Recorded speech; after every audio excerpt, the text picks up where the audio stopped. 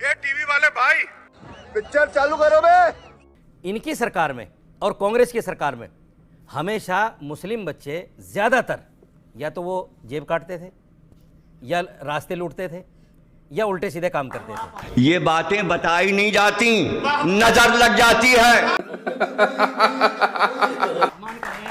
नहीं मैं अपमान नहीं कर रहा हूँ सर। मुसलमान खाली जेब नहीं काटता, मुसलमान भाई कमाल की बात, रडार भी बनाता है। अच्छा, इन्होंने मुसलमानों को इतनी छूट दे दी मुस्लिम बच्चों को कि वो बजाय एजुकेशन में जाने के बजाय सही लाइन पे जाने के गलत लाइन पे रहे।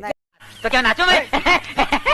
गलत लाइनें क्या क्या? आज वो बच्चे गलत लाइनें कौन कौन है? 1 2 3 मैंने बताया ना अभी जी। मैंने बताया ना अभी जी। बसों के अंदर सारे जितने जेब कतरे होते हैं अक्सर मुसलमान होते हैं उनमें।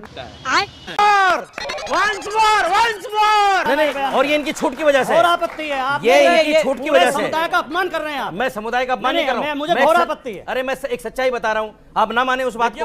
अरे बाप रे, ये तो धोती खोल रहा है। समाजवादी पार्टी की सरकार में गलत राह पे लगते थे, अब सही राह पे लगे हुए हैं। मेरा सवाल भाटी जी से है। जी जी जी। उन्होंने अभी कहा कि बीजेपी अगर मुस्लिम को सीट नहीं देती है या टिकट नहीं देती है तो भेदभाव करती है। मैं आपसे पूछना चाहता हूं, अगर आप सिख को, जैन को या और किसी धर्म के लोगों को अगर टिकट नहीं देते हैं तो क्या उनसे भेदभाव करते हैं? Good question, you are a good question. एक अच्छा सवाल है। ओके, एक सेकंड। और सवाल किसका है? हाथ खड़ा करिए। सवाल है मेरा सवाल मंदिर मस्जिद के ऊपर है, जो इन सब की जड़ है, भाईचारे को जो डेंट लग रहा है। जब इस्लाम में दूसरे के धार्मिक स्थल को तोड़ के मस्जिद नहीं बनाया जा सकता तो भारत का मुसलमान क्यों उसके पीछे पड़ा है कि कोर्ट में जाके प्लेसेस ऑफ वर्शिप एक्ट का ये करता है कि हमें प्लेसेस ऑफ वर्शिप एक्ट छोड़ क्यों नहीं देता? छोड़ क्यों नहीं देता? बात तो सही है। उन्होंने कहा प्लेसेस ऑफ वर्शिप एक्ट वो मुसलमानों ने नहीं बनाया, वो भारत की सरकार ने, भारत की सरकार ने बनाया। ओके, सुधांशु त्रिवेदी, मैं आता हूं इस विषय के ऊपर। गृह मंत्री अमित शाह ने एक बिल पेश किया है, उसमें भी कहा जा रहा है कि अब एजेंडा विवेक श्रीवास्तव को बुरा लग रहा है, वो बिल क्यों पास होगा, उस बिल से अब क्या क्या होगा, क्या कहना चाहते हैं आप? कौन है? मैंने इसे कहीं देखा है। यही तो बादशाह है। हाँ? मैं एक स्टेटमेंट कोट करना चाहता हूं, भारत की संसद में दिया गया स्टेटमेंट है, नेता का नाम बाद में बताऊंगा।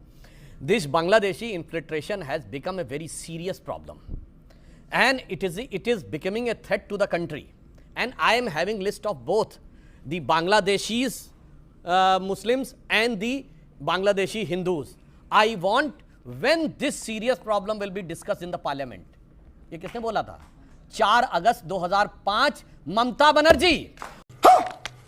और जब उन्हें डिस्कशन की नौबत नहीं आई तो उन्होंने गुस्से में फाइल स्पीकर के ऊपर फेंक दी और आज ये हुई ना बात। और स्पीकर आज कहती हैं सोमनाथ चटर्जी पे भारत के अभी इसके बाद तो इधर तो पिछले कुछ सालों में विपक्ष ने ऐसी बहुत हरकतें की, वरना उससे पहले स्पीकर की चेयर के ऊपर फाइल फेंकने का वो भारत के इतिहास का, इवन ब्रिटिश टाइम से भी जोड़ ले तो इकलौता उदाहरण था। क्या बढ़िया था गुरु। ये सरकार एक के बाद एक कम्युनल बिल्स लाएगी जिसका सिर्फ एक ही मकसद होता है, मुसलमानों को तंग करना।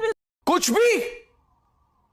भी पहले इनका बता देता हूं, ये कांग्रेस पार्टी की असम सरकार का अप्रैल 2014 का रेजोल्यूशन है, तरुण गोगोई सरकार का, कि बांग्लादेश से आने वाले हिंदू और बौद्धों को ही दिया जाना चाहिए। बीजेपी कम्युनल बिल लेकर आ रही है। मैं कम्युनल बिल कहने की कोशिश कर रहे हैं। Manmohan Singh as leader of the opposition to home minister L K Advani, उनका सदन में दिए गई बाइट अवेलेबल है जिसमें उन्होंने कहा पाकिस्तान से आने वाले सिर्फ हिंदू और सिख को देना चाहिए। बजाओ ताली। कम्युनिस्ट पार्टी का कोझिकोड का 2010 का रेजोल्यूशन अवेलेबल है जिसमें उन्होंने कहा सिर्फ वहां रिलीजियस माइनॉरिटीज को देना चाहिए। 2003 की होम मिनिस्ट्री की रिपोर्ट है, मतलब सरकार हमारी थी मगर जो कमेटी बनी थी उसमें जानते कौन थे?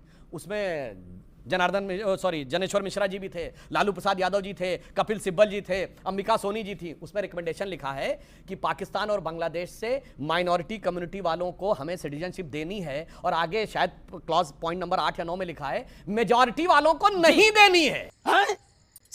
ससुर ठीक है, ये किसने लिखा है? उसको और लास्ट में एक बात कह दूं, इनके मुंह से कितना अच्छा निकला कि 1976 में कम्युनिस्टों के कहने पर इन्होंने सेकुलर जोड़ा। भाइयों जाके पढ़िए मित्रोकिन्स आर्काइव KGB अनवार्ड पार्ट 2, समझ में आएगा कांग्रेस की सरकार ने क्या क्या कम्युनिस्टों के कहने पे किया है उस जमाने में। तभी ये देश बचा हुआ है, सरकार बंदी थी, तभी ये मुल्क बचा। शहीद भगत सिंह को आप नहीं चाहते थे, सुभाष चंद्र बोस को आप नहीं चाहते थे, देश का बंटवारा नेहरू ने प्रधानमंत्री बनने के लिए 10 लाख हिंदुओं को कटवा दिया। क्या बात है सर, क्या बात है सर, क्या बात, ये बात है। तुमको वो भी अच्छे लगते थे पाकिस्तान वाले। अरे इस देश में कितना कत्लेआम कराना चाहते हो भाई?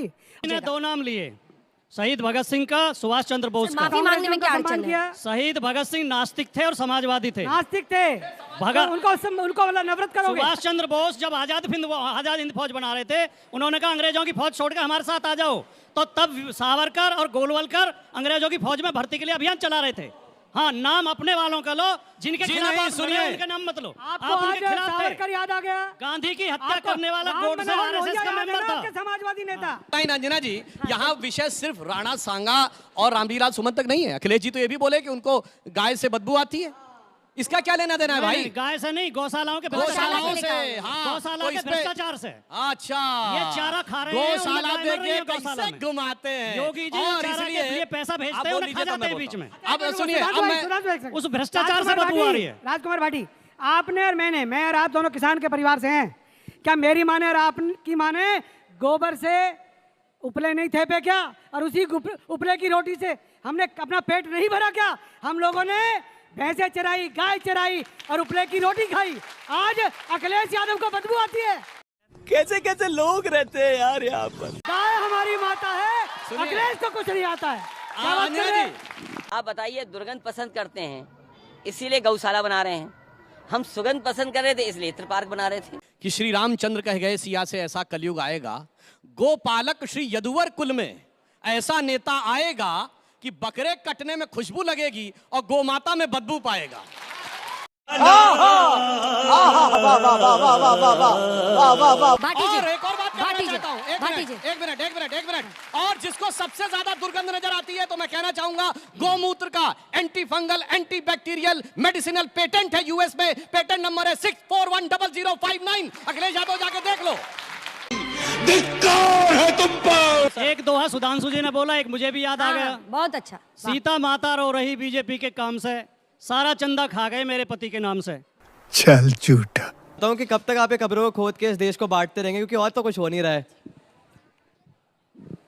मेरा सवाल ये है कि भारत के लिए इतने बहुत बड़े बड़े लोगों ने अपनी बलिदान दी है, तो उनके बारे में क्यों मजाक उड़ाया जा रहा है? और ये जो आप कह रहे हैं कि वो उनने धोखा दिया था, तो ये आपको सूत्र इसके कहाँ से मिल रहे हैं? बाबरनामा से या फिर आपकी कोई अपनी बनाई हुई? मैं नहीं बताऊंगा। और जब आप भी उनको वीर मानते हो तो आपको सॉरी बोलने में इतनी दिक्कत क्यों हो रही है? जी, मेरा प्रश्न ये है कि आप लोग ये कर रहे हो कि जाति प्रजाति को लेके हमेशा कुछ ना कुछ होता रहता है आजकल। क्या ये एक तरीका है, एक प्रोपेगेंडा है? मेन मुद्दों से लोगों को भड़काने का। मणिपुर वाला वो हुआ, कांड हुआ, कुंभ मेला में स्टैम्पीड हुआ, रेप केस हुआ कोलकाता में। क्या समय राणा वाला पे ज़्यादा कवरेज दिया गया? क्या ये सब एक प्रोपेगेंडा है, लोगों को भड़काया जा रहा है ताकि मेन मुद्दों से नजरें हटाई जा सके? देखिए सर, जो बीजेपी या करनी सेना आपसे मांग कर रही है ना माफ़ी मांगने के, अगर आप देश के महान वीरों के बारे में इतना गलत बोलेंगे तो आपको तो आपके पद से भी निष्कासित करना चाहिए और संविधान के अनुसार आपको कड़ी से कड़ी सजा भी मिलनी चाहिए। क्यों नहीं सेंसरशिप लगाई जाती है इस बात के ऊपर संसद के अंदर कि कोई भी किसी भी वीर योद्धा के बारे में कुछ गलत ना बोल सके? वैसे ये लोग सारे के सारे मतलब बीजेपी के ऊपर ये हिस्ट्री डिस्टॉर्शन का ब्लेम लगाते रहते हैं कांग्रेस वाले, लेकिन जब अब बोलने का टाइम आया तो ये बिल्कुल चुप रहते हैं अपनी बातों पे, बिल्कुल वो सॉरी भी नहीं बोला जा रहा है।